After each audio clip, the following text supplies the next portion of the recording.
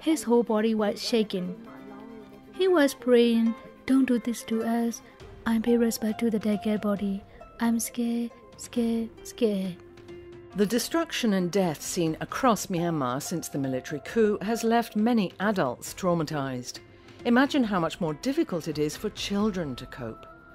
Save the Children estimated that almost 40% of those displaced by conflict in Myanmar are children. And even in urban areas, children are not protected from violence. Hello and welcome to Do Athan, a weekly podcast that brings you human rights stories from Myanmar. It's brought to you by Fondation Hirondelle. This episode is produced by journalists from our partner media, Do Watch. The names of some people in the story have been changed for security reasons.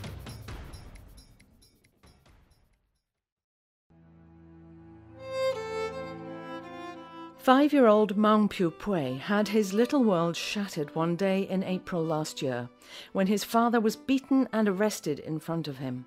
His mother, Daw Tin Tin Wei, recounted the incident to Do Athan.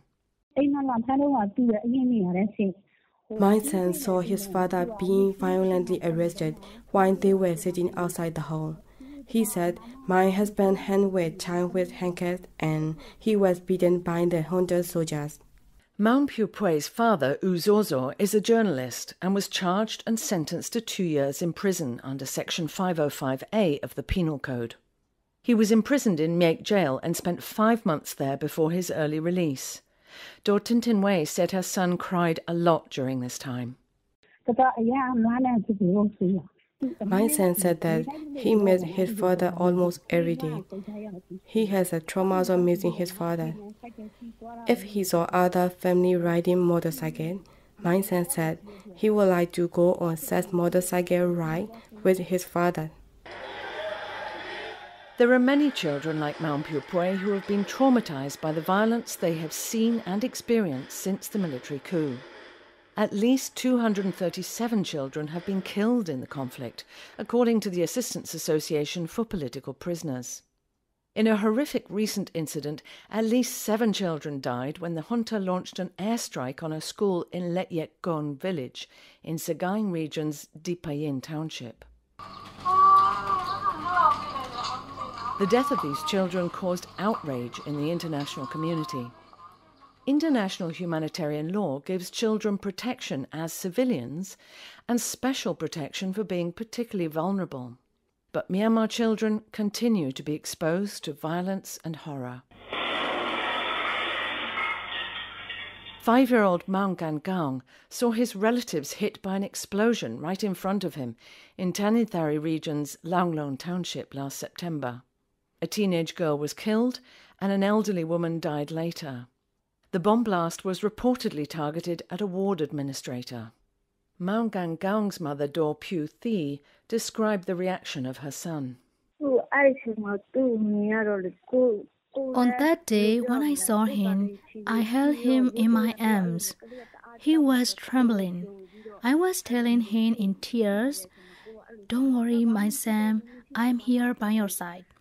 His whole body was shaking. He was praying, "Don't do this to us. I'm paying respect to the dead body. I'm scared, scared, scared." I couldn't stand what he was going through. Absolutely not. There have been other child casualties and witnesses of PDF attacks on alleged military informers or supporters. In Launglong Township alone, 3 children have died in 3 resistance attacks, including this one. U Hein Tet, a member of Launglong People's Administration, said he always urges People's Defence Forces to abide by rules and policies established by the National Unity Government for the protection of children. We have experienced such events in Launglong Township, especially the death of children. In such situations, we urge the relevant anti-regime forces to take responsibility for such attacks. We urge the respective resistance groups to apologize to the families concerned if children are killed in some incidents, although it is not an intentional attack on children. He conceded that there are currently no legal mechanisms to take action against PDF troops when rules are not followed, But he said that records are being taken. Peacock military operation is one PDF force involved in attacks on military targets in Dawei Township.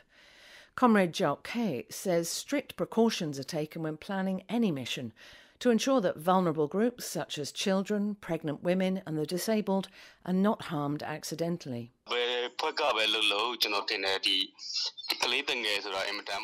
Children are the futures of the country, so for ethical reason, I will ask the resistant foes not to harm children at all if they carry out attacks on military targets. Children are the one we have to take care of. I condemn the armed groups that attack children. Children in conflict zones who have lost family and been forced to flee their homes are particularly at risk of being traumatized. Mieta Alin Orphanage in Dawei Township was relocated in April because of fear they would be hit by artillery shells. There are about 30 children there now, and one of the teachers said they've all been traumatized amid the sound of gunfire and explosions.